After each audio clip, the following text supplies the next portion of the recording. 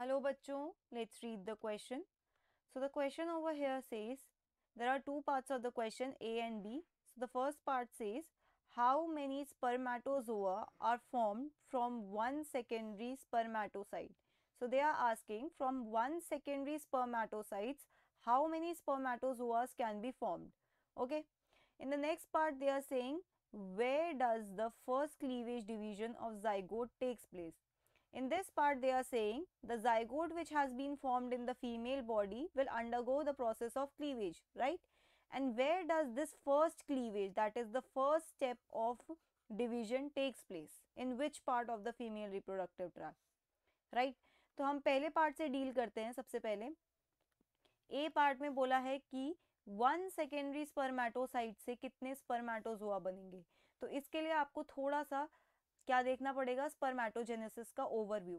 देखिए स्पर्मेटोगोनिया होता है, ओके, मेल्स में स्पर्मेटोगोनिया होता है. ये क्या करता है, इसमें माइटोसिस होती है, बहुत सारे राउंड्स ऑफ माइटोसिस होते हैं एंड फिर ये अंडरगो करता है मेच्योरेशन. ओके, स्पर्मेटोगोनिया जब मेच्योरेशन अंडरगो करता है तो वो बनाता है primary spermatocyte. Primary spermatocyte, okay. और प्राइमरी स्पर्मेटोसाइट, एक प्राइमरी स्पर्मेटोसाइट, मुझे एक बात बताइए, एक स्पर्मेटोगोनिया जो है वो कितने प्राइमरी स्पर्मेटोसाइट बनाएगा? माइटोसिस के बाद तो दो ही बनाएगा. अब जब एक स्पर्मेटोसाइट अंडरगो करेगा मियोसिस, अगर मैं कंप्लीट मियोसिस की बात करती तो एक सेल से 4 सेल बनते हैं, राइट? लेकिन मैं यहाँ पे मियोसिस 1 की बात कर रही हूँ. प्राइमरी स्पर्मेटोसाइट से बनता है secondary spermatocyte. Okay, secondary spermatocyte. अब प्राइमरी स्पर्मेटोसाइट से कितने सेकेंडरी स्पर्मेटोसाइट बनेंगे? 2. अब यहाँ पे बात हो रही है सेकेंडरी स्पर्मेटोसाइट से कितने स्पर्मेटोजोआ बनेंगे.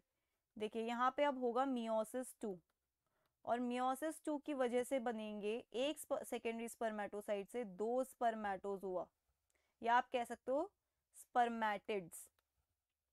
ठीक है, स्पर्मेटिड्स बनते हैं, और यही स्पर्मेटिड्स अंडरगो करते हैं मैच्योरेशन और बनाते हैं स्पर्मेटोजोआ. तो आप देखिए एक सेकेंडरी स्पर्मेटोसाइट से कितने स्पर्मेटोजोआ बने हैं? 2 बने हैं. लेकिन मुझे बताइए अगर मैं प्राइमरी स्पर्मेटोसाइट से कितने स्पर्मेटोजोआ पूछूंगी तो कितने बनेंगे?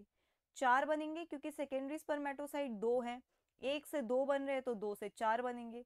इसी तरीके से मियोसिस का ओवरऑल प्रोडक्ट होता है 4. लेकिन यहाँ पे पर्टिकुलरली इस स्टेप का पूछा गया है, इस स्टेप से. अगर इस स्टेप से पूछा जाता तो टोटल 4 बनते, लेकिन हमें पूछा इस स्टेप से गया है तो 2 बने हैं. तो आपका पार्ट ए का आंसर क्या होगा? 2 spermatozoas. 2 spermatozoas from one secondary spermatocyte. Okay. Now in the next part क्या है कि फर्स्ट क्लीवेज कहाँ पे होता है. देखिए आपको पता है ये जाइगोट कहाँ बना है? जाइगोट बनता है ampullary isthmus junction. Ampullary isthmus junction female reproductive tract में. अब एम्पुलरी इस्थमस जंक्शन है कहाँ?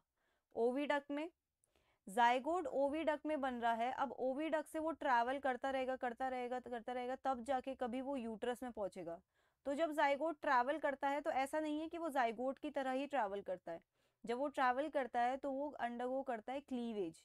तो इसका मतलब क्लीवेज, अगर जाइगोट आपका ओविडक्ट में ही है तो फर्स्ट क्लीवेज, जो सबसे पहला क्लीवेज है, वो इस पाथ के इनिशियल स्टेज में ही हो गया होगा. मान लीजिए यहाँ पर जाइगोट है तो अब यहीं कहीं पर आपका फर्स्ट क्लीवेज भी हो गया होगा, राइट?